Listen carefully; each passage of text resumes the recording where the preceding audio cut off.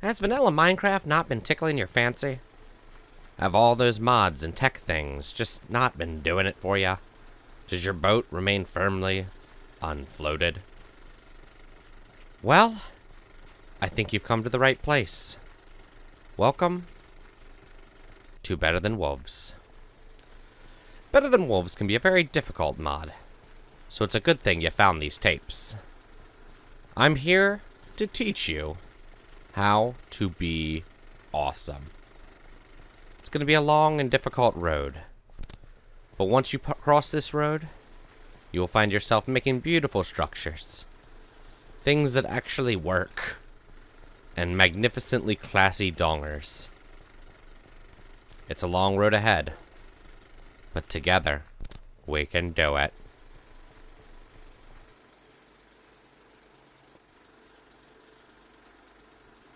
As you load into Better Than Wolves, it's going to be much like regular vanilla Minecraft.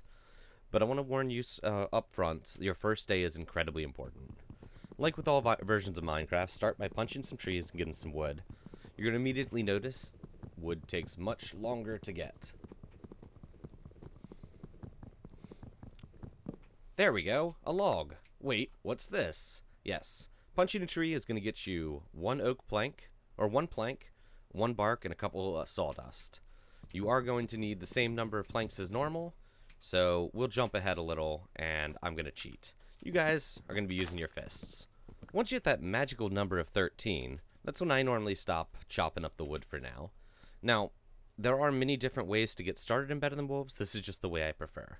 4 of that wood is going to make a crafting table.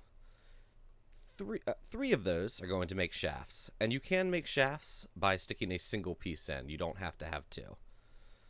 Slap down that crafting table, and make yourself a couple of wooden picks.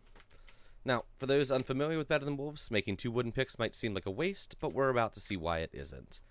I then normally look for some exposed stone. Of course, that's clay. Oop. And, yep, there'll be some down here. Okay, so we're going to dig through here. And you'll also notice that dirt is going to take a lot longer to dig through. And when you dig with dirt with your hand, you're going to get piles. It takes 4 piles to get a single block of dirt. So out of a single dig with your hands, you're not going to get enough dirt to remake a single block. So we're just going to head on down. Eventually we'll hit stone. Apparently I live in the thickest hill ever made. There we go. I'm going to fast forward and we'll have stone soon. Okay, here we go. I've made it down here. I've got 10 dirt for my trouble, and I'm ready to use my wooden pickaxes. So, each wooden pickaxe is going to give you exactly 1 use. I recommend starting with 2 wooden pickaxes, getting your 2 stone, and making an axe. The axe recipe has been changed, so that you only need 2 cobblestone, and you get your axe. What I normally do at this point is I'm going to be starting to bed down, or getting close to bedding down for the night. So I get a bunch of wood.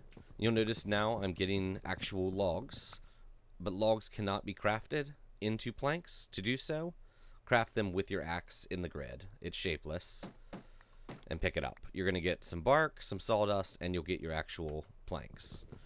So I grab a bunch of planks. I normally use a little less than half my durability. Normally I'd be doing a lot more running, but obviously I'm recording these tutorials on the edge of my house, which has a tree farm. Yeah. So, we get some wood, and you always want to make sure you've chopped up a bit of wood so that you aren't going to be stuck going back to punching them. It should not be night by now. I started this recording a little late.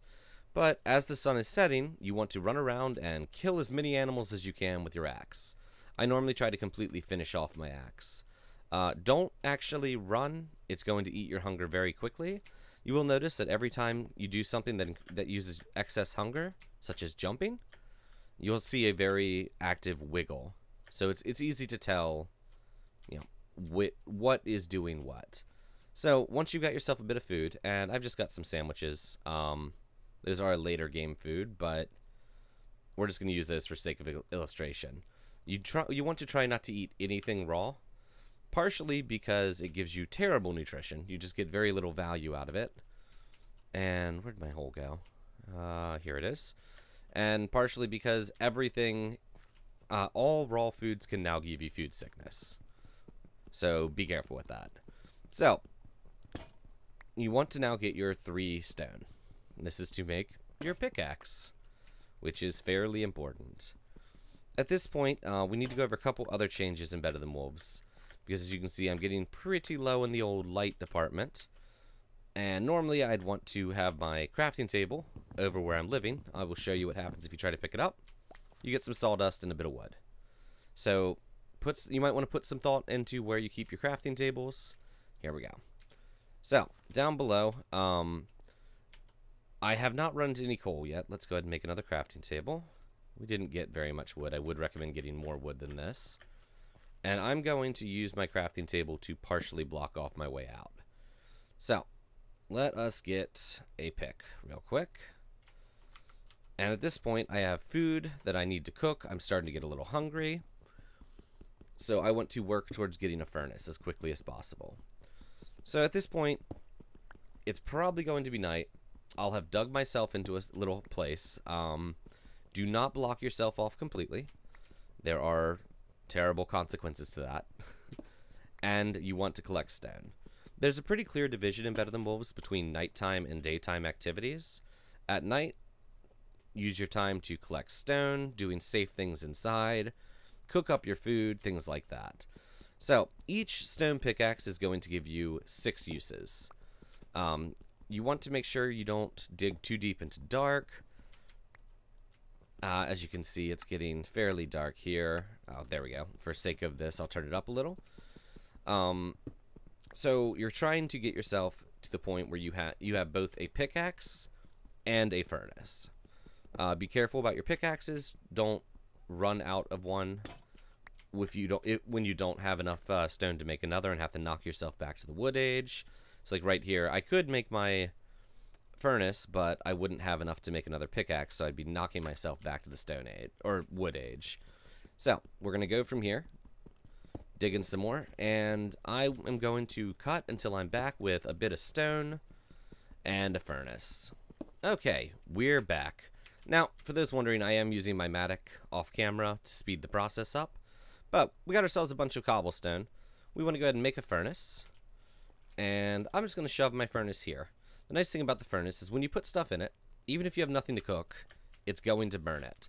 This can make furnaces a mobile source of light. Now realize sawdust and bark does not last very long. So just keep an eye on that. You also cannot make charcoal in a furnace anymore. Charcoal is much later in the tech tree. So finding coal is going to be a pretty big deal. But let's go ahead and toss our sawdust in here. And we can explore just a little further. So at night, once again, I cook up all my food. And I just mine and get some stone, stuff like that.